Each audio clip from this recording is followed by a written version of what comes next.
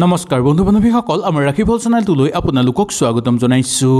দুৰ্গা পূজাৰ এই 3 দিনত ষষ্ঠীৰ পৰা দশমীলৈ যিকোনো এদিনত আপোনালোকে যদি এই এটা কাম কৰে তেনেহ'লে আপোনালোকৰ ঘৰত টকাৰ বৰষুণ হ'বলৈ ধৰিব।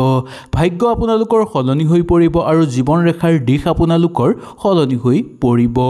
এই 3 দিনৰ ভিতৰত যিকোনো এদিনত আপোনালোকে কৰিব লাগিব এই এটা কাম। দেখিবলৈ পাব যে কৰ্মক্ষেত্ৰত আপোনালোকে সফলতা অৰ্জন কৰিব পাৰিব আৰু মা দুৰ্গাৰ কিবা আপোনালোকে লাভ কৰিব পাৰিব, যাৰ ফলত আপোনালোকৰ সকলো মনৰ আশা পূৰ্ণ হৈ পৰিব, সকলো ক্ষেত্ৰতে সফলতা লাভ কৰিব পাৰিব আৰু আপোনালোকৰ ভাগ্যই আপোনালোকক বহু ক্ষেত্ৰত সহায় সহযোগিতা কৰিব। আহক তেনেহ'লে আমি এই 3 দিনত কি কাম কৰিব লাগে সেই আজিৰ ভিডিঅ'টোৰ যোগেদি সুন্দৰভাৱে জানি লওঁ।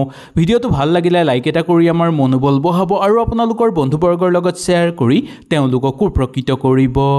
অলপ শীতৰ আগমন মানেই হ'ল দুৰ্গা পূজা। এই সময়ত দেখা পোৱা যায় যে দৰিদ্ৰতা আমাৰ মাজলৈ নামি আহে।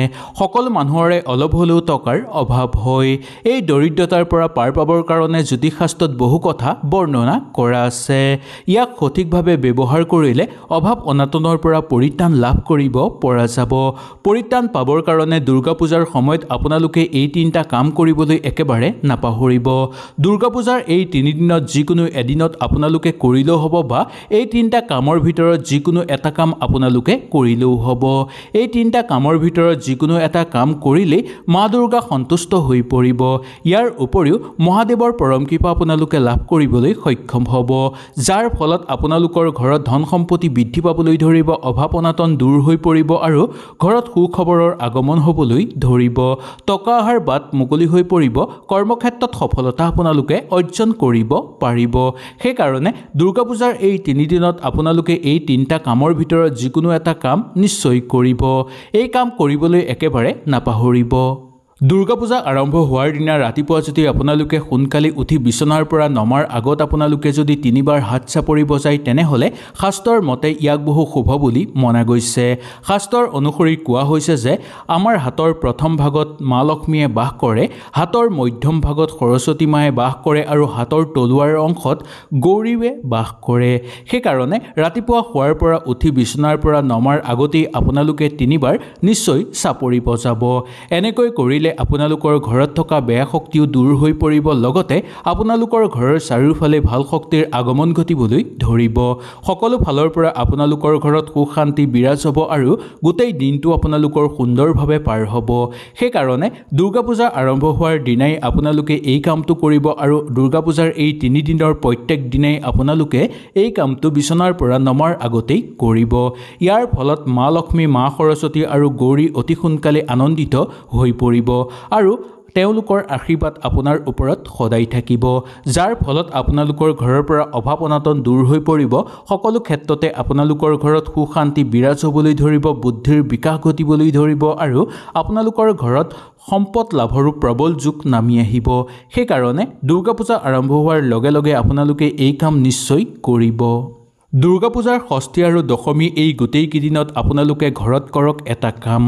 যদি ঘৰত কৰে এই কাম তেনেহ'লে দেখিবলৈ পাব যে আপোনালোকৰ জীৱনৰ পৰা সকলো সমস্যা দূৰ হৈ পৰিব। ষষ্ঠীৰ পৰা দশমীলৈ গোটেই কেইদিন আপোনালোকে মাটিৰ প্ৰদীপ এটা ঘৰত জ্বলাব বা মাটিৰ চাকি এটা আপোনালোকে ঘৰত জ্বলাব। এই চাকিটো যদি ঘিউ দি জ্বলাব পাৰে তেনেহ'লে বেছি ভাল বুলি মনা গৈছে শাস্ত্ৰৰ অনুসৰি। ষষ্ঠীৰ দিনা ঘৰৰ পূব দিশত এগছি আপোনালোকে নিশ্চয় চাকি জ্বলাব।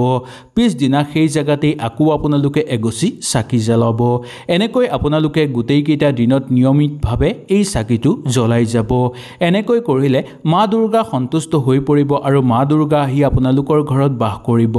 এই চাকিৰ পোহৰৰ ফলতেই মা দুৰ্গা আপোনালোকৰ ঘৰলৈ আকৰ্ষিত হৈ পৰিব, যাৰ ফলত মা দুৰ্গা আহি আপোনালোকৰ ঘৰত বাস কৰিব আৰু ধনে সোণে আপোনালোকৰ ঘৰত উপচাই তুলিব, যাৰ ফলত আপোনালোকৰ ঘৰৰ পৰা দুখ দৰিদ্ৰতা দূৰ হৈ পৰিব।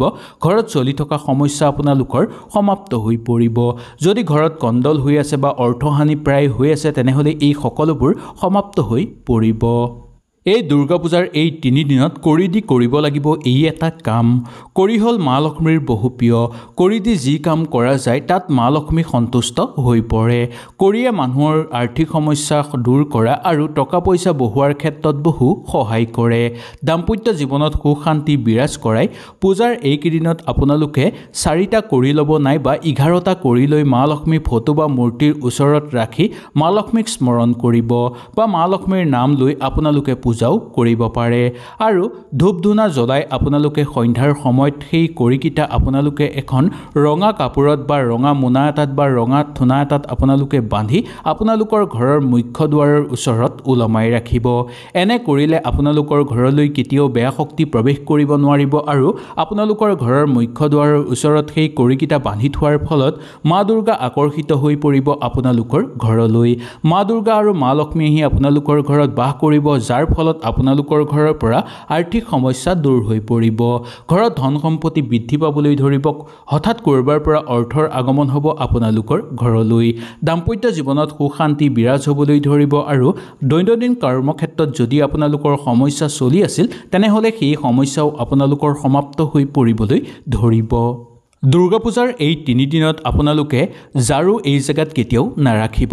দুৰ্গা পূজাৰ এই 3 দিনত আপোনালোকে শোৱা বিচনাৰ তলত কেতিয়াও ঝাৰু ৰখাটো উচিত নহয়। এনে কৰিলে আপোনালোকৰ বহু বেছি পাপ লাগিব আৰু আপোনালোকৰ ঘৰৰ পৰা সকলো শুভ শক্তি দূৰ হৈ পৰিব। ঘৰত দুখ দৰিদ্ৰতা দেখিবলৈ পাব আৰু অভাৱ অনাটন আপোনালোকৰ ঘৰত বেছি হ'বলৈ ধৰিব। সেইকাৰণে দুৰ্গা পূজাৰ এই 3 দিনত আপোনালোকে ঘৰৰ যিকোনো এটা চুকত আপোনালোকে ৰাখিব পাৰিব ঝাৰু। চাব যাতে সেই ঝাৰুডাল যাতে কোনো লোকে বা বাহিৰৰ লোকে আহি পটককৈ আপোনালোকৰ সেই ঝাৰুডাল দেখা নাপায়। এনেভাৱে লুকুৱাই ৰাখিব যাতে আপোনালোকৰো বাৰে বাৰে চকু নপৰে সেই ঝাৰুডালৰ ওপৰত। কেতিয়াও আপোনালোকে বিচনাৰ তলত ঝাৰুডাল নাৰাখিব বা লুকুৱাই ৰাখিব।